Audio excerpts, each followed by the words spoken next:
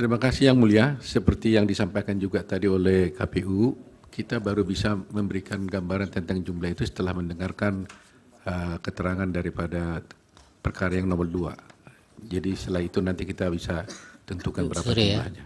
Dari KPU Pak sudah bisa ada, karena ini untuk penjadwalan sidang berikutnya ini. Belum Yang Mulia. Belum juga. Ya. Apa akan ajukan saksi dan ahli juga? Kalau tahun-tahun yang lalu kan Bawaslu tidak. Bawaslu tidak. Tidak mengajukan saksi dan ahli. Tidak. Baik, kalau begitu nanti seandainya pun akan mengajukan, tidak tertutup kemungkinan bisa berubah pikiran kan. Nanti jadwalnya akan kami gabung dengan pemeriksaan saksi dan ahlinya KPU. Kalau tidak, kalau on schedule mungkin di Rabu ya. Terima kasih Yang Mulia. Rabu, lusa. Kemudian untuk pihak terkait, kalau bisa dimungkinkan nanti 1 hari untuk pihak terkait. Jadi Kamis untuk pihak terkait. Baik Yang Mulia. Kemudian juga kepada para pihak perlu disampaikan bahwa hari Jumat akan dicadangkan untuk pemanggilan pihak-pihak yang dipandang perlu oleh Mahkamah Konstitusi berdasarkan hasil rapat Yang Mulia para hakim tadi pagi. Yang pertama yang perlu didengar oleh Mahkamah adalah Saudara Muhadjir Effendi, Menteri Koordinator Bidang Pembangunan Manusia dan Kebudayaan Republik Indonesia. Kemudian yang kedua Bapak Airlangga Hartarto, Menteri Koordinator Bidang Perekonomian. 3, Ibu Sri Mulyani Indrawati, Menteri Keuangan. 4, Ibu Tri Risma Harini, Menteri Sosial. Dan 5 dari Dewan Kehormatan Penyelenggara Pemilu. Jadi 5 yang dikategorikan penting didengar oleh Mahkamah.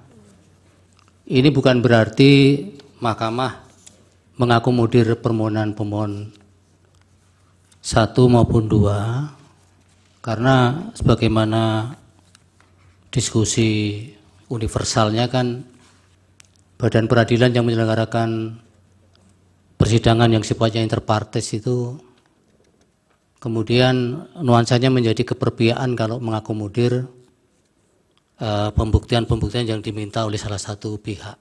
Jadi ini semata-mata Pak Uto untuk kepentingan para hakim. Jadi dengan bahasa sederhana, permohonan para pemohon itu sesungguhnya kami tolak, tapi kami mengambil sikap tersendiri karena jabatan hakim memilih pihak-pihak ini dipandang penting untuk didengar di persidangan. Yang nanti mudah-mudahan bisa didengar di hari Jumat tanggal 5 April 2024. Kemudian catatan berikutnya adalah karena ini keterangan yang diminta oleh Mahkamah, maka nanti pihak-pihak tidak kami sediakan waktu untuk mengajukan pertanyaan. Jadi yang melakukan pendalaman hanya para hakim. Baik. Silakan Prof, sebelum ditutup. Baik, terima kasih Pak Ketua. Begini saya kira untuk yang pemohon 1 sudah selesai saksinya, tetapi setelah saya mencermati jawaban dari KPU, termasuk kemarin keterangan dari Bawaslu, memang dari KPU masih minim ya yang disampaikan tersebut. Sementara saya membaca, nanti mohon diklarifikasi ya, dari Bawaslu bahwa ada siaran pers Bawaslu yang disampaikan 15 Februari 2024 jam 6 WIB, yaitu menyatakan ada 13 jenis masalah di dalam pemungutan suara dan 6 masalah penghitungan suara, yang diantaranya itu adalah 37.466 TPS yang pembukaan surat suaranya dimulai pukul 7, itu juga ada di dalam keterangan Bawaslu. Kemudian ada 2632 TPS yang didapati oleh Bawaslu, ada mobilisasi pemilih. Kemudian ada 189 TPS yang didapati oleh Bawaslu bahwa pengawas tidak memberikan C hasil salinannya, dan 2.162 TPS yang didapati ada ketidaksesuaian jumlah hasil penghitungan surat suara sah dan tidak sah dan seterusnya. Itu ada 13 jenis masalah pemungutan suara dan 6 masalah penghitungan suara. Karena ini siaran pers dari Bawaslu sebagai penyelenggara pemilu, jadi saya mohon ada bukti dari KPU, nanti berkoordinasi saja dengan Bawaslu. Saya mohon bukti karena di dalam jawaban dari KPU memang tidak ada bukti yang dilampirkan yang berkaitan dengan yang di TPS, termasuk yang didalilkan dari pemohon. Ya, ini saya mohon agar dapat disampaikan bukti-bukti, ya, yang ini mahkamah yang meminta, ya, ini mahkamah yang meminta. Ya, sekali ini mahkamah yang meminta, sebagaimana tadi Pak Ketua juga mengatakan mahkamah yang berkebutuhan terkait dengan keterangan dari pihak-pihak dari menteri-menteri terkait tersebut. Oleh karena itu kami meminta untuk dapat diberikan bukti 37.466 TPS yang merupakan siar pers dari Bawaslu, itu TPS-nya mana saja. Artinya koordinasi dari Bawaslu dan KPU itu berkenaan dengan 13 jenis masalah pemungutan suara dan 6 jenis masalah penghitungan suara. Itu kan ada sekian ribu TPS itu, ya. Itu mohon dapat diberikan bukti yang menunjukkan TPS-nya TPS mana saja, perolehan suaranya seperti apa, baik masing-masing pasangan calon 1, 2, 3, kemudian lebih lanjut, apa tindak lanjut dari Bawaslu berkenaan dengan hal ini.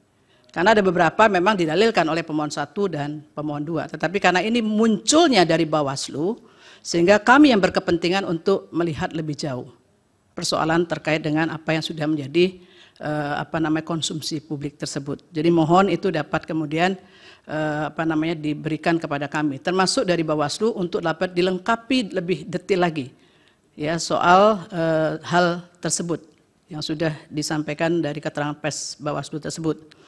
Kemudian yang berikutnya, ini memang tadi sudah ditayangkan soal Sirekap, ya, tetapi kemudian ada beberapa dalil-dalil berkenaan dengan TPS-TPS yang muncul karena tidak ada kesesuaian tadi. Itu kami juga minta untuk ditindaklanjuti, ya, jawabannya lebih dielaboratif lagi untuk bisa mendetilkan, ya, jadi tidak mengatakan sudah selesai begitu, tetapi harus diuraikan lebih jauh. Apa kemudian persoalannya muncul di situ, bagaimana perolehan suara masing-masing pasangan calon, itu penting, ya, untuk kita lihat bersama, karena ini bisa kemudian kita punya bukti yang lebih komprehensif, ya. Saya kira itu saya mohon dapat diberikan tambahan bukti itu. Satu lagi, berkenaan dengan Sirekap ini adalah karena dia sebagai satu alat bantu, ya, sebagai alat bantu, dan saya mohon nanti bisa ditambahkan keterangan perbaikan yang sudah dilakukan. Dulu kan Pak Hasim kebetulan memahami juga, dulu kan situng, kemudian berkembang sedemikian rupa, berevolusi menjadi Sirekap. Lah perbaikan-perbaikan yang muncul kemudian menjadi Sirekap itu, ya, itu apakah kemudian masih ada titik lemahnya di situ, sehingga kemudian dia menjadi sulit sekali untuk bisa diakses. Ya, ini yang kemudian mungkin setelah, kalau tadi sudah melihat yang tayangan tadi, kita lihat itu tidak ada persoalan untuk yang di situ. Tetapi pada saat mungkin pada load yang begitu besar, itu apa yang kemudian menyebabkan ini juga menjadi kendala. Jadi seakan-akan ini seperti kita merimain model situng yang dulu itu. Ya, mohon itu kemudian dapat dijelaskan tentang evolusinya seperti apa, kemudian apa kendalanya di situ atau masalah yang masih muncul berkenaan dengan Sirekap itu. Saya kira itu mohon untuk dielaboratif sedemikian rupa semua bukti-bukti yang ada untuk kepentingan mahkamah. Terima kasih. Izin majelis termohon. Sebentar, hakim dulu ada, Pak. Silakan Yang Mulia.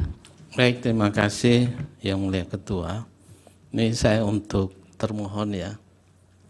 Tadi dalam keterangan ahli dari Pak Bambang Eko menjelaskan terkait dengan kronologis tahapan pendaftaran paslon dan kesesuaian dengan peraturan perundangan.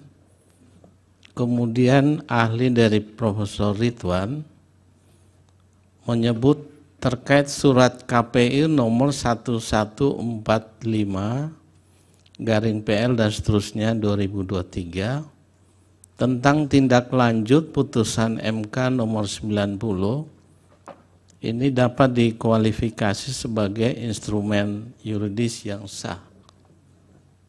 Nah, saya ingin konfirmasi apakah ini surat biasa ataukah berbentuk semacam surat edaran yang bentuk hukumnya Blitzregel.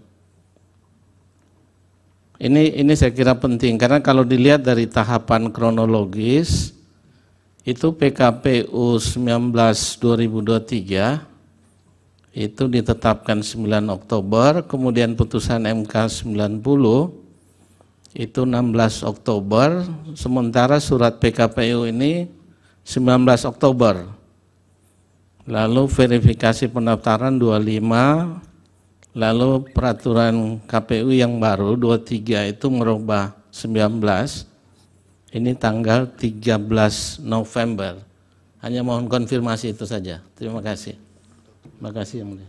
Pak Azim sekalian tadi mau tanya apa, tapi jawab dulu itu. Yang dari Yang Mulia Prof. Eni dan Terima Pak kasih. Daniel kalau ada kaitan.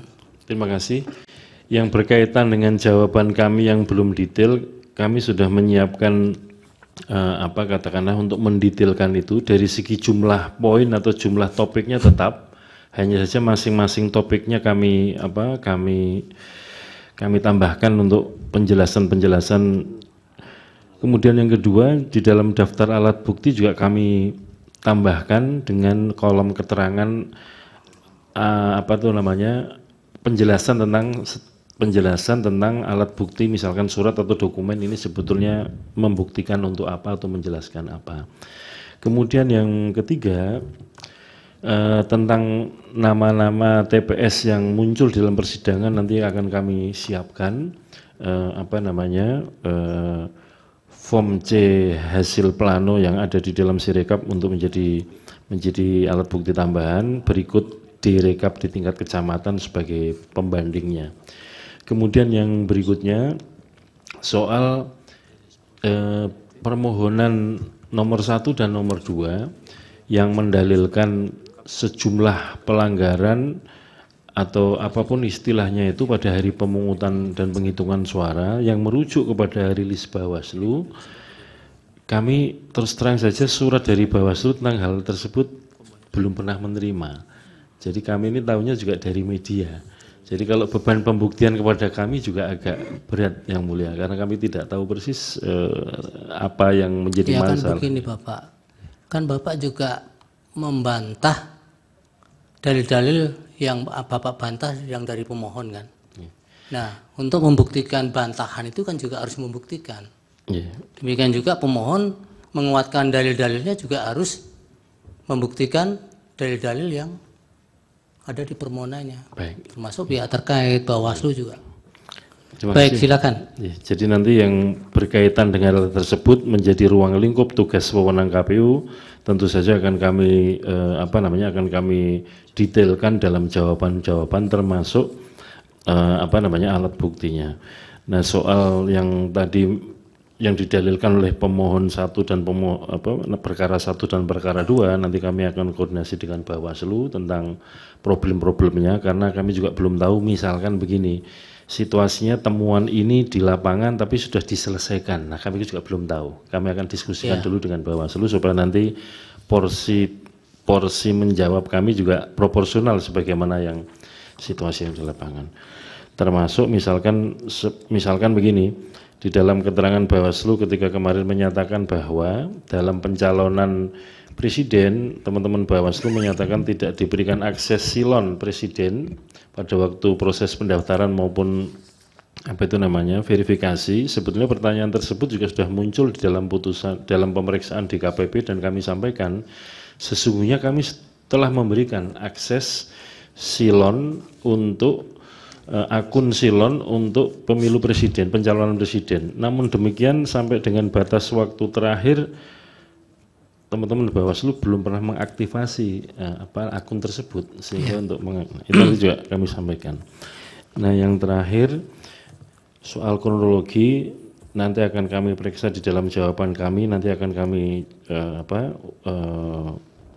akan kami tambahkan soal kronologi tersebut berkaitan dengan terhitung sejak diundangkannya PKPU 19 2023 sampai dengan katakanlah penetapan pasangan calon di tanggal 13 November 2023 yang lalu.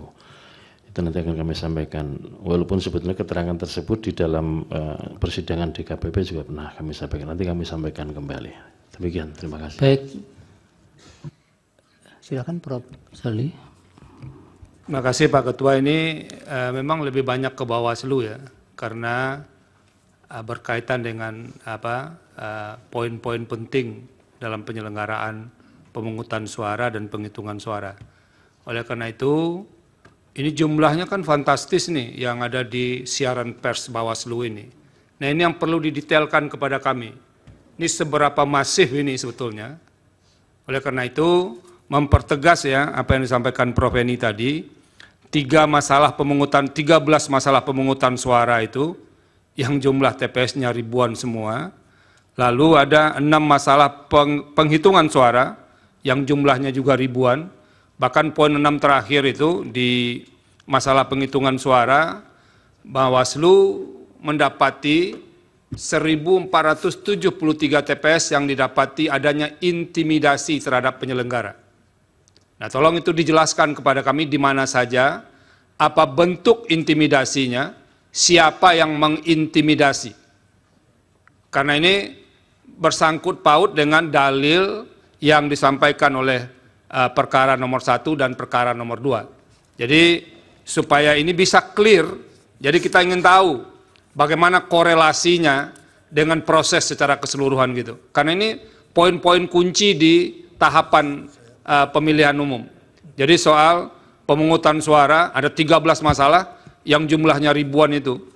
Lalu ada 6 di penghitungan suara yang jumlahnya juga ribuan. Tolong Bawaslu menjelaskan secara konkret ke kami yang soal ini.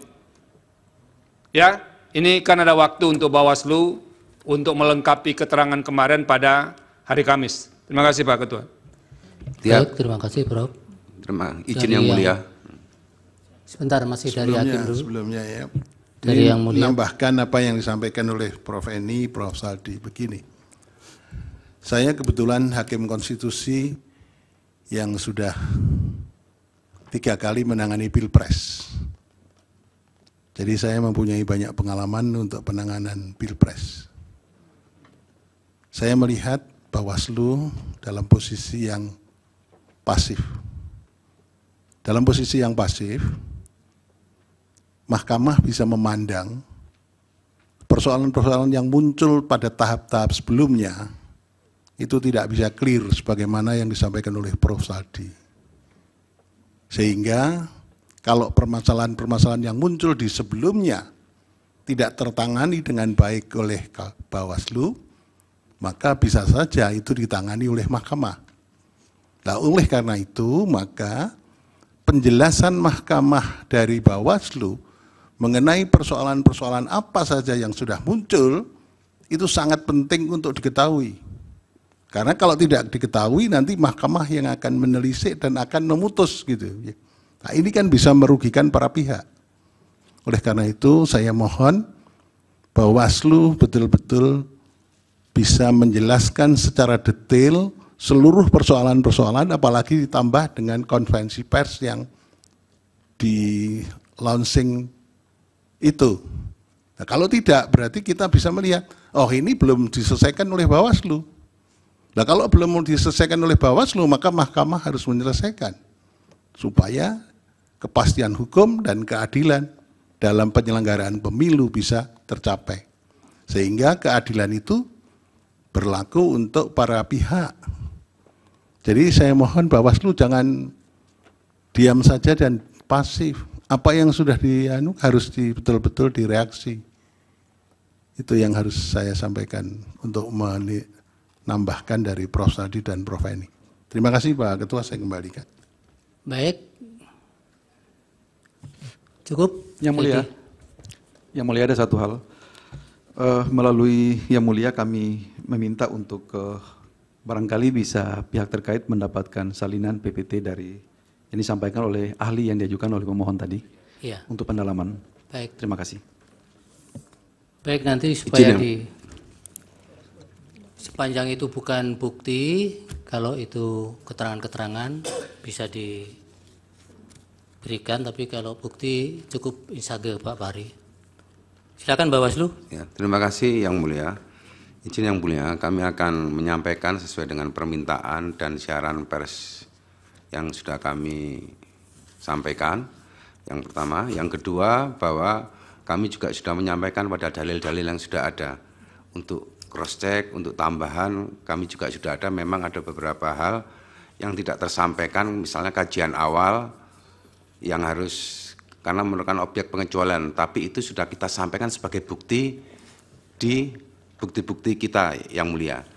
Keterangan tertulis kita ada, semua bukti-bukti itu. Namun demikian, kami juga akan masih menambahkan sesuai apa yang disampaikan tadi oleh Yang Mulia Prof. Arief dan Prof. Saldi. Terima kasih Yang Mulia. Baik. Dan yang ketiga, apa yang disampaikan Ketua KPU bahwa Bawaslu tidak mengaktifasi silon, saya bantah di sini karena tersampaikan di muka umum bahwa kami diberi aktivasi, tapi setelah dibuka itu tulisannya di login itu, maaf akun Anda tidak mempunyai akses untuk login sampai selesai, dan itu juga kami sampaikan sebagai bukti juga di keterangan tertulis kami Yang Mulia. Terima kasih Yang Mulia, mohon maaf. Ya itu gimana, tidak kompak gitu.